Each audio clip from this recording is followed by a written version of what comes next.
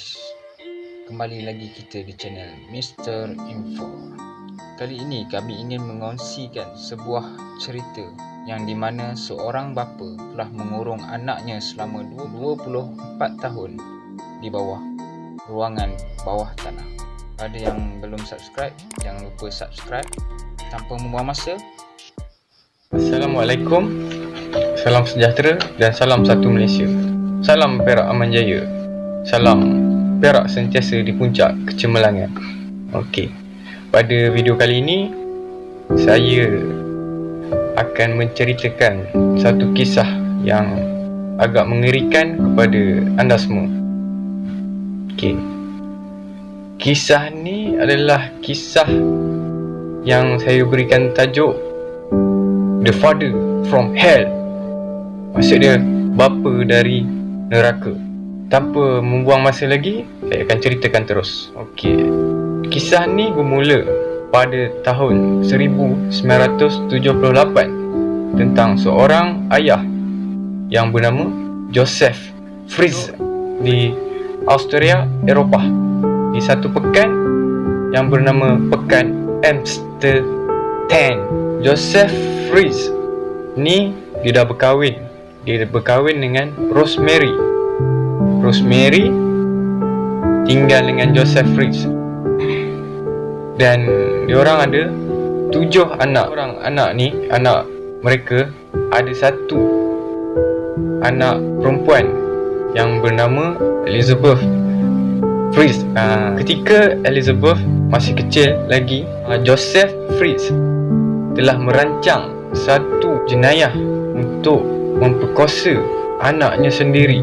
Dia nak memperkosa Elizabeth kerana dia yakin suatu ketika nanti Elizabeth akan membesar menjadi anak gadis yang cantik. Jenayah yang dilakukan oleh Joseph ni memang tak masuk akal. Kalau dia bukan seorang bapa lah, dia sebenarnya seorang syaitan. Elizabeth ni waktu umur dia 19 tahun, dia telah dikurung di bawah tanah di satu bilik rahsia oleh bapanya sendiri. Dan tempat yang dikurungnya adalah merupakan di rumahnya sendiri, yang Joseph tinggal bersama isterinya yang bernama Mary di bawah rumah. Tapi Mary ni sikit pun tak syak. Dan lebih mengerikan lagi, bilik yang Elizabeth dikurung ni, untuk pergi ke bilik tu kita harus menempuhi 8 pintu berkunci untuk pergi masuk ke situ. Dan selepas anda tempuh ke 8 pintu tu, ada satu lagi pintu kecil, pintu rahsia yang telah dibuat oleh Joseph. Pintu kecil tu pula telah dihadang oleh satu almari. Dan dalam bilik yang Elizabeth kena kurung tu, dia dah siapkan semua benda. Contohnya macam ada dapur, ada tandas, ada ruang tamu. Lepas tu dalamnya lagi ada 2 bilik dan 2 katil. Dia dah rancang siap-siap.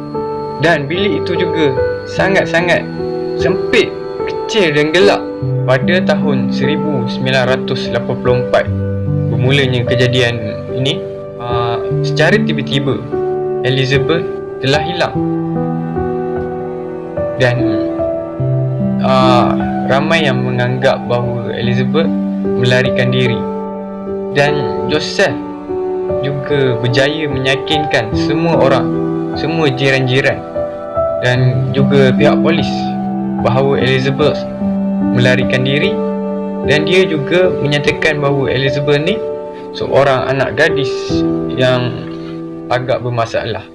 Dan akhirnya semua orang, jiran-jiran termasuk isterinya sendiri, percaya yang Elizabeth sebenarnya melarikan diri. Tapi tak ada seorang pun yang tahu melainkan Joseph sendiri yang sebenarnya Elizabeth bukan lari rumah, tapi sebaliknya dia diculik oleh bapanya sendiri dan dikurung di bawah rumahnya. pada 4 tahun pertama Elizabeth dikurung, dia duduk bersendirian di dalam bilik itu, sendirian selama 4 tahun, kecuali apabila Joseph datang. Dan Joseph datang membuat perkara yang semata untuk rogol Elizabeth pada 4 tahun pertama. Bayangkan tak macam mana perasaan Elizabeth pada ketika itu. Selepas dalam 20 tahun setelah Joseph memperkosa Elizabeth, Elizabeth telah melahirkan 7 orang anak di bawah tanah itu, di tempat persembunyian itu. Dan 7 orang anak tu telah dilahirkan di situ juga. Dalam 7 orang anak itu, seorang telah meninggal dunia di bawah rumah itu, di bilik gelap itu. Dan tinggallah 6 orang anak Elizabeth. Dalam 7 orang anak Elizabeth, 3 dari anaknya telah dibawa tinggal bersama Joseph secara terbuka di rumah atas. 3 orang dah dibawa di atas, dan 3 orang lagi tetap tinggal di bawah, di tempat persembunyian bersama Elizabeth. Dan seorang tadi dah meninggal lah kan. Anda mesti tertanya, macam mana Joseph berani bawa 3 orang anak Elizabeth tu ke atas hidup normal, hidup terbuka bersama isterinya, sedangkan isterinya tak tahu pun rancangan Joseph, rancangan jahat ni. Isteri dia betul-betul ingat Ellie hilang. Joseph telah berjaya menipu semua orang dengan mengatakan 3 orang anak itu telah dibuang oleh Elizabeth di hadapan rumahnya. Macam contoh, kira Elizabeth datang pada satu malam, letak anak dia di depan rumah Joseph sebab tak nak jaga dia. Dan Joseph juga telah menipu dengan cara meninggalkan satu nota bersama anak Ellie tersebut. Dan akhirnya ramai yang percaya yang Elizabeth buang anak itu di depan rumah Joseph. Dan walaupun 3 orang anak yang duduk di bawah tanah tu, di tempat persembunyian itu, tak bersekolah, tak bersukan dan tak apa-apa, tetapi Elizabeth telah mendidik mereka dengan baik. Elizabeth menyuruh Joseph untuk membawa buku-buku pelajaran dan bermacam-macam lagi untuk dia mengajar ketiga-tiga anak itu. Ketiga orang anak yang duduk di bawah itu memang sangat baik, sopan. Selama 24 tahun mereka dikurung di bawah tanah itu. Pada satu hari, satu kejadian tak terduga telah berlaku apabila seorang daripada anak Elizabeth yang tinggal di tempat persembunyian itu telah jatuh sakit.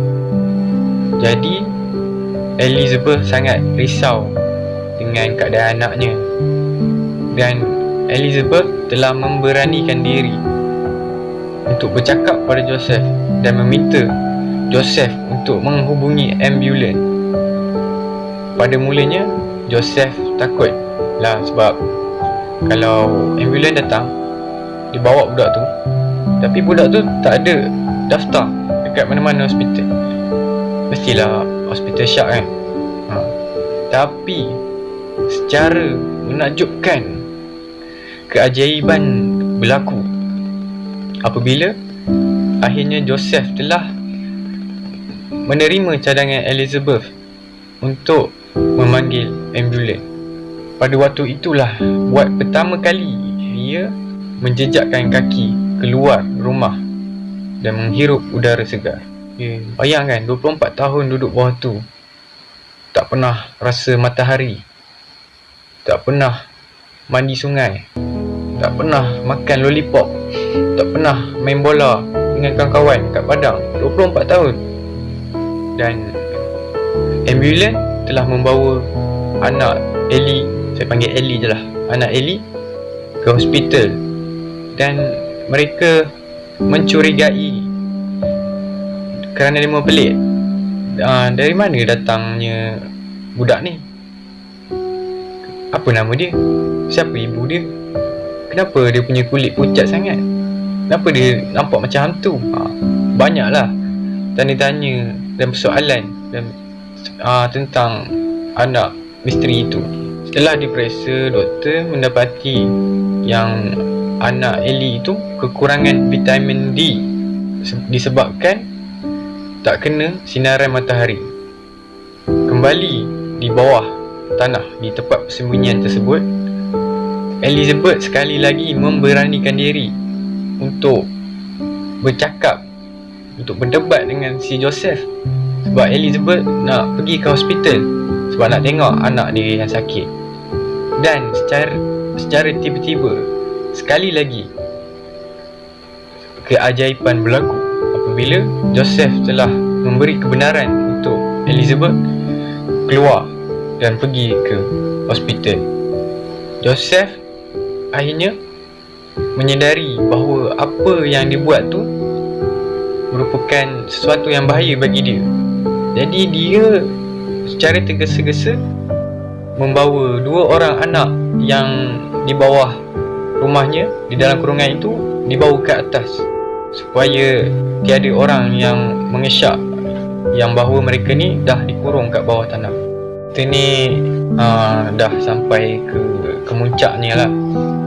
Di hospital, ketika Ellie datang melawat anaknya yang sakit itu, dan untuk pengetahuan anda semua, anak dia tu bernama Kristen dan umurnya pada waktu itu adalah 19 tahun. Remaja lah. Gila, dia tak pernah pergi CC ke? Main Dota, ML pun tak main. Gila. Dan selepas itu, pihak hospital telah menghubungi pihak polis kerana mereka mensyaki bahawa Ellie adalah seorang ibu yang mendera anak-anaknya. Itulah yang dia berfikir. Dan polis juga berfikir begitu kerana keadaan anaknya yang teruk itu. Tapi Ellie bukannya pendera, padahal dia lah mangsa. Dan setelah polis menyoal siasat Elizabeth, pada akhirnya jenayah 24 tahun ni telah terbongkai, terungkai. Jenayah 24 tahun ni telah terungkai dan mereka akhirnya telah membuka kembali kes ketika di mana Ellie telah melarikan diri. Dan mereka pada mulanya sangat-sangat terkejut. Dia pun tak percayalah. Takkanlah seorang ayah sanggup buat macam tu kat anak dia. 24 tahun kat bawah tanah. Gila. Dan tetapi mereka terpaksa terima kenyataan yang bahawa cerita yang Ellie beritahu tu adalah cerita benar dan bukanlah rekaan. Setelah semua jenayah yang begitu kejam, begitu tak masuk akal telah terbongkar, dan akhirnya pada waktu itu Joseph akhirnya ditangkap pada umur 73 tahun. Waktu tu umur dia 73 tahun. Di penjara, beberapa penyelidik menyoal Joseph. Tapi Joseph menganggap benda yang dia buat tu tak salah. Dia cakap, apa yang aku buat ni tak salah. Mana salahnya? Dia anak aku. Dia rasa perbuatan dia tu bukan jenayah dan dia melawan. Dan dia kata dia tak patut dipenjarakan atas perbuatannya itu. Ke syaitan yang bertopengkan bapa ini akhirnya dipenjara seumur hidup dia. Selepas semuanya terbongkar, semuanya dah terungkai, segala puzzle-puzzle, teka-teki silang kata telah berjaya diselesaikan. Akhirnya kes Ellie telah ditutup. Dan kalau anda semua nak tahu, Ellie selepas itu dan bersama-sama anak dia lah telah dihantar ke hospital khas untuk untuk dijaga rapi. Ia juga dijaga dengan pengawal untuk sementara waktu, sehinggalah keadaan mereka stabil. Itulah cerita Ellie the Bird dengan bapanya yang sangat-sangat jahat. Terima kasih. Jangan lupa like, subscribe and share.